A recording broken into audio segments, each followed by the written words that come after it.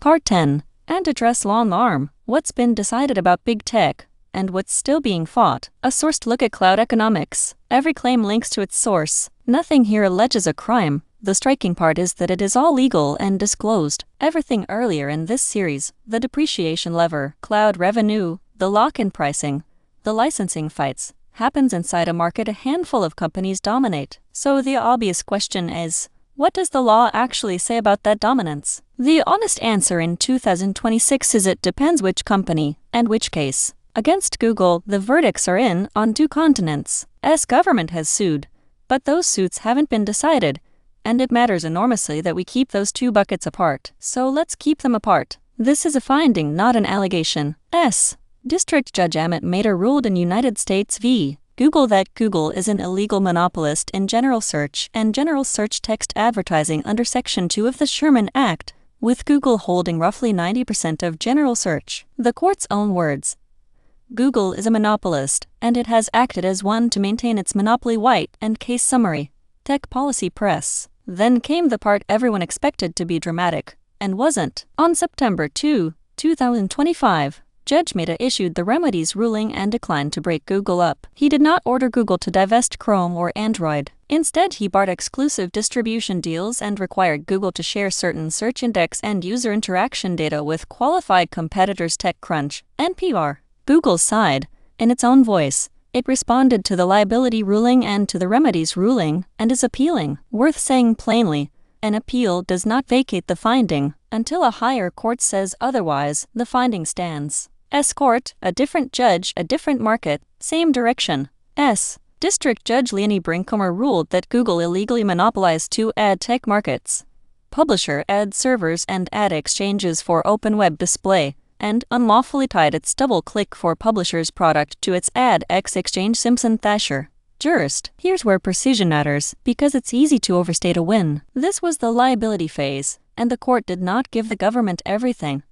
It dismissed the separate claim about the advertiser ad network market. Jurist. Google said it would appeal and laid out its position here. Across the Atlantic, this isn't new. It's a pattern with a paper trail. $95 billion for abusing its dominance in advertising technology by self-preferencing its own ad exchange. The Commission treated the conduct as recidivism and signaled that only structural remedies, such as divestiture, might resolve the conflict of interest. European Commission, IP/25/1992.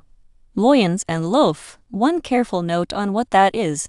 The Commission is a regulator making an administrative finding, not a court returning a verdict, a real and binding decision, but a different instrument from the Mehta and Brinkheimer rulings. And it sits on top of an older record, 125 billion CNBC. Wikipedia overview. Note the Android fine was reduced, not rubber-stamped. Appeals courts push back. Google will appeal the 2025 tech fine and frames its European position here. Now the other bucket, and the line gets bright here. What is a fact is that on September 26, 2023, the FTC and 17 state attorneys general sued Amazon, alleging it illegally maintains monopoly power under Section 2 of the Sherman Act and Section 5 of the FTC Act. Thomson Reuters. Practical law. What is not a fact is the conclusion. No court has found Amazon to be a monopolist. The suit was filed. The question is open. Trial is set for October 13, 2026. Bloomberg Law. Amazon denies wrongdoing and states its position here. There's an intermediate step people sometimes mistake for a win. In September 2024, Judge John Chun denied Amazon's motion to dismiss in part, letting the Sherman Act and FTC Act monopolization claims proceed while dismissing certain state law claims. Courthouse News. Read that for exactly what it is. A pleading stage ruling that the case is allowed to go forward. It decides that the FTC gets its day in court, not that Amazon is a monopolist. Those are different sentences, and the difference is the whole point of this section. Same structure, same discipline. Department of Justice. It is not a fact that Apple is a monopolist. That's the allegation the case will test. On June 30, 2025, Judge Julian Niels denied Apple's motion to dismiss, finding the DOJ had sufficiently plead that Apple has monopoly power in those markets. Mints. Hold that quote tightly. Sufficiently plead means the allegations are detailed enough to proceed. A pleading standard, not a finding on the merits. The case remains undecided. Apple disputes the claims, including how the government defines the market, and its statement is here. Opinion, Michael. Notice the asymmetry because it's the real story. S courts and the EU all landed on monopolist, and the live fight is what to do about it. Where made is no breakup remedy tells you how cautious courts are about actually restructuring these firms. Against Amazon and Apple, we're a stage earlier.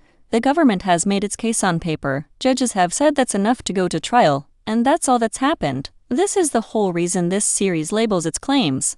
The gap between alleged and proven is exactly where careless writing turns into something untrue. Bad systems, not bad people. And one of the systems worth fixing is our own habit of collapsing a lawsuit into a verdict. You don't have to take my read. The rulings, the fines, the complaints, and every company's response are linked above.